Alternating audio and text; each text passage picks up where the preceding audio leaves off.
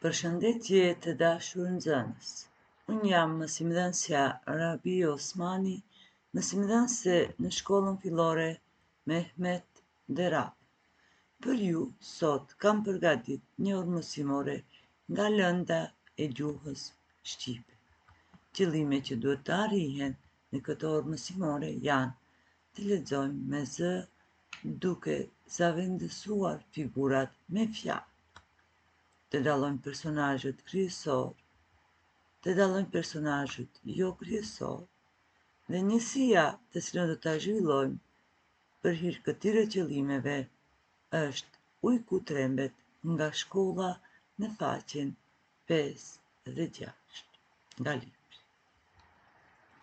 Tani nxirni nga një flet apo në fletore dhe do ta punojmë teknikën stuhi i desh. Atëherë, në çka u asocion lepuri? Mizatonja lepurin apo shënonja në mes të fletës lepuri? Besoj se edhe më herët e keni plotësuar apo e keni zbatuar këtë teknikë. Ju mos u bazoni në këto fjalë, të cilët i shihni në ekrane, mirëpo zavendësoni apo gjeni edhe fjalë të tjera në çka u asocion lepuri. Besoj se jeni gati dhe lepuri besoj se u asocion në i shpejt, ka 2 vesh të gjatë, ha karrota. Gjithashtu lepuri ushqehet me lakër, lepujt kërcejnë, lepujt pra kanë gëzof dhe lepuri është i prisht. Atëherë, hapni librat në faqe 5 dhe 6 dhe do të lexojmë njësinë mësimore së bashku. Besoj se u përgatitët. Atëherë fillojmë. Ujku trembet nga shkolla. Lepurushi, sa dëgjoi zilën shkollore, i tha mamas Lepurushi: "Mami, ma jep çantën me libra e lapsë, se do të shkoj në shkollë." Lepurushi nga gëzimi e përqafoi Lepurushen. Gjatë rrugës për në shkollë e takoi Drenusha, e cila e pyeti: "Ku po shkon o Lepurush me atë çantë në shpinë?" "A se dëgjove zilën shkollore? Po fillon viti shkollor." "Prit, se po vi edhe unë." "Po nuk friksohesh prej ujkut?" "Jo as pak, edhe ti mos u frikso, sepse ujku shumë trembet nga çanta, librat, lapsi dhe shkolla." Figurat të cilët i shihni në tekst duhet zavendësuar me fjalët Lepurushi, Lepurusha, çanta, libri, shkolla, zilja, Drenusha, ujku, lapsi. Atëherë do ta rilexojmë edhe një herë tekstin së bashku. Ujku trembet nga shkolla. Lepurushi sa dëgjoi zilën shkollore, i tha mamas Lepurushi: "Mami, ma jep çantën me libra e lapsë, se do të shkoj në shkollë." Lepurushi nga gëzimi përqafoi Lepurushen. Gjatë rrugës për në shkollë e takoi Drenusha, e cila e pyeti: "Ku po shkon Lepurush me atë çantë në shpinë?" "A se dëgjove zilën shkollore? Po fillon viti i ri shkollor." "Prit, se po vi edhe unë." "Po nuk friksohesh prej ujkut?"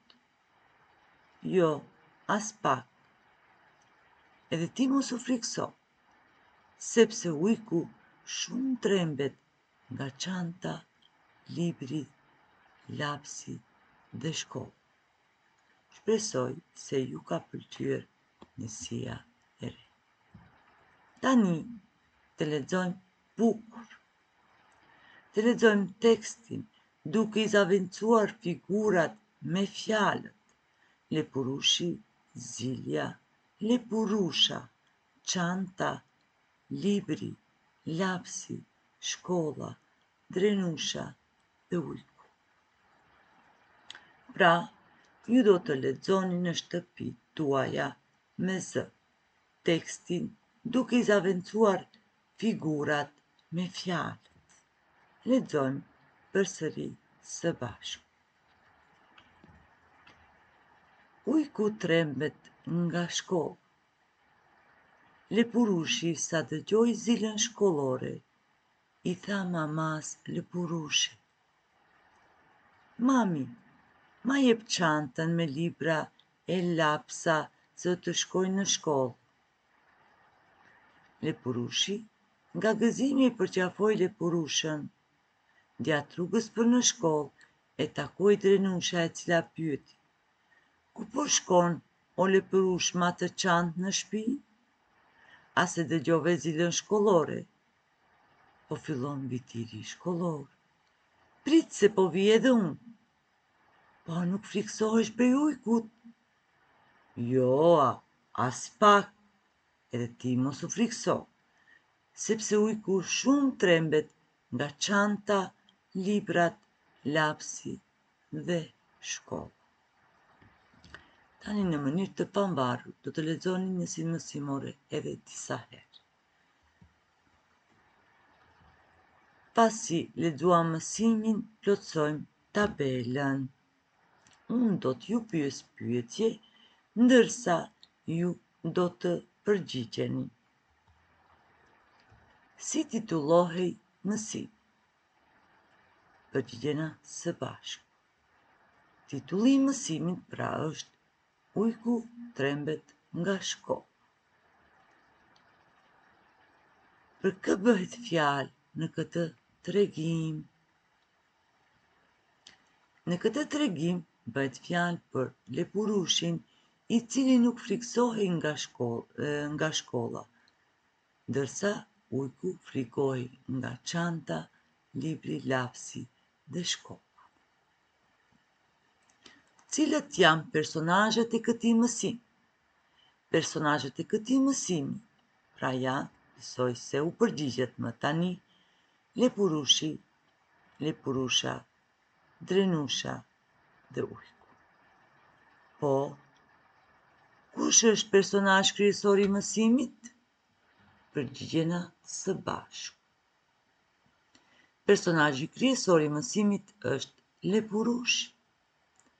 Atëherë, përshkruaj cilësitë e Lepurushit. Përgjigjena përsëri së bashku.